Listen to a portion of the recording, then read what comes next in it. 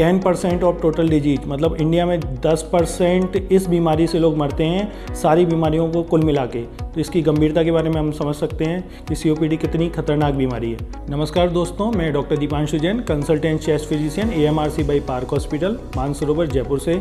मैं आज आपको COPD एक बीमारी है चेस्ट की, जिसका पूरा नाम क्रॉनिक ऑब्स्ट्रक्टिव पल्मोनरी डिजीज़ है, इसके बारे में बताने आया हूँ।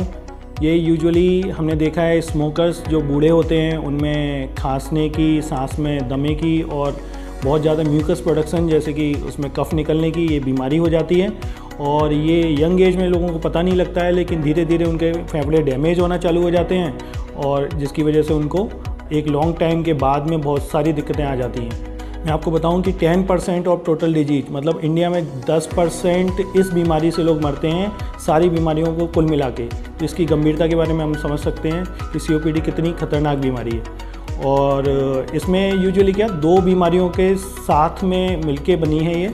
हमारे फेफड़ों में एक एयरवे होता है जो श्वास की नलियाँ होती हैं, उसके बाद में पैरेन्काइमा होता है जो पूरा लंग्स होता है, आगे जाके बलून के आकार में एल्वोलाइज होती हैं। तो ये दो बीमारियों से मिलके बना है क्रॉनिक ब्रोंकाइटिस और एम्फाइसीमा। क्रॉनिक ब्रोंकाइटिस क्या है, इसमें क्या होता है कि जो हम स्मोकिंग की वजह से जो केमिकल्स हमारे सांस की नलियों में जाते हैं वो सांस की नलियों को डैमेज करते हैं, उसकी वजह से म्यूकस प्रोडक्शन और ज़्यादा बनने लग जाता है और उसमें सूजन आ जाती है। और उसके अंदर जो श्वास की नलियों के अंदर म्यूकस को आगे बढ़ाने के लिए सीलियाज होते हैं, जो एक संरचना भगवान ने बनाई है, वो आगे से आगे उसको म्यूकस को आगे से आगे सरकाती रहती है, वो डैमेज हो जाते हैं। तो यूजुअली क्या हुआ कि म्यूकस वहाँ पे इकट्ठा तो हो गया, वो आगे नहीं बढ़ा और उसमें जो सूजन की वजह से वो आगे नहीं बढ़ पा रहा है, तो उसकी वजह से सांस की नलियों में रुकावट आने लग जाती है। और श्वास की नलियों का काम, फेफड़े का काम यूजुअली ऑक्सीजन को ले जाने का है और CO2 को वॉश आउट करने का है, तो वो सब नहीं हो पाता है। दूसरा पार्ट इसका एम्फाइसीमा है, जिसमें श्वास की नलियाँ आगे जाके गुब्बारे के आकार की एल्वोलाइज को बनाती हैं और उसमें ऑक्सीजन का और CO2 का एक्सचेंज होता है। लेकिन क्या होता है कि एम्फाइसीमा में जो एल्वोलाइज है वो परमानेंटली डैमेज हो जाती है और ये एक प्रोग्रेसिव डिजीज है, धीरे धीरे ये बढ़ती जाती है और एक टाइम के बाद में ऑक्सीजन की कमी होने की वजह से और CO2 बढ़ने की वजह से पेशेंट सीरियस हो जाते हैं। और इसका एक बहुत बड़ा कॉम्प्लिकेशन ये है कि ये यहीं ख़त्म नहीं होता, ये हार्ट तक जाता है, हार्ट में भी कंजेशन होता है।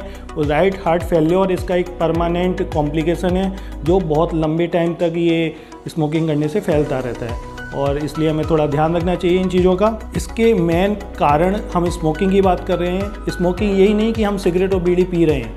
हम यदि कोई सिगरेट बीड़ी पी रहा है, उसके पास में बैठे हैं, तो वो एक भी पैसिव स्मोकिंग का पार्ट है। तो एक्टिव स्मोकिंग और पैसिव स्मोकिंग दोनों ही अपने आप में बहुत ख़राब हैं। इसलिए सरकार ने भी जो सार्वजनिक स्थान है उनमें COPD के बचाव की वजह से ही स्मोकिंग को प्रिवेंशन कर रखा है कि आप बिल्कुल प्रोहिबिटेड है, आप नहीं पी सकते हैं। तो सरकार तो अपना काम कर रही है, हमें भी अपनी तरफ लोगों को जागरूक करना है। और अच्छा, दूसरा पार्ट ये है कि स्मोकिंग बीड़ी सिगरेट की वजह से ही नहीं, हमारे घरों में पहले जो कई बीमार जो फीमेल्स वगैरह मिलती हैं वो बायोगैस जो यूज करती थी, गोबर गैस, और ये चूल्हे पे काम करती थी, उसकी वजह से भी धुआं इकट्ठा होता था, उसकी वजह से भी परमानेंट डिस्ट्रक्शन होता है एयरवे का। तो एक पार्ट ये भी है और कई जेनेटिक डिजीज भी हैं, अल्फा एंटीट्रिप्सिन डेफिशिएंसी, ये 3 कारण हैं मेनली। और हमको COPD के बारे में गंभीरता से ध्यान रखना चाहिए। अच्छा, मैं आपको बताऊं कि आपको अब मान लो किसी को हो गया है तो आप क्या करें। तो हमें चेस्ट फिजिशियन, श्वास रोग विशेषज्ञ के पास जाना चाहिए। वो क्या करेंगे, वो एक बार असेस करेंगे, पल्मोनरी फंक्शन टेस्ट करेंगे, श्वास की नलियों को चेक करेंगे, एक्सरे करेंगे, CT स्कैन करेंगे और पहले एक बार उसका डायग्नोसिस बनाएंगे कि वो किस लेवल पर अभी है और उस बीमारी की उसको क्या क्या रिक्वायरमेंट है। तो पहले पूरा असेसमेंट करते हैं और उनको जो भी रिक्वायर्ड ट्रीटमेंट देते हैं। देखिए, परमानेंट डिस्ट्रक्शन जो एल्वोलाई का हो गया वो हम नहीं बचा सकते, लेकिन हम प्रोग्रेसिव और डिजीज़ को काफ़ी हद तक कंट्रोल कर लेते हैं।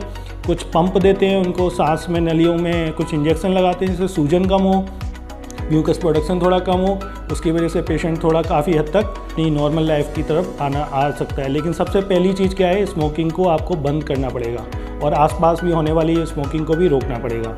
तो यही सब बताने के लिए मैं आज आपके सामने उपस्थित हुआ था और आपको अपने फेफड़ों का ध्यान रखना है। धन्यवाद।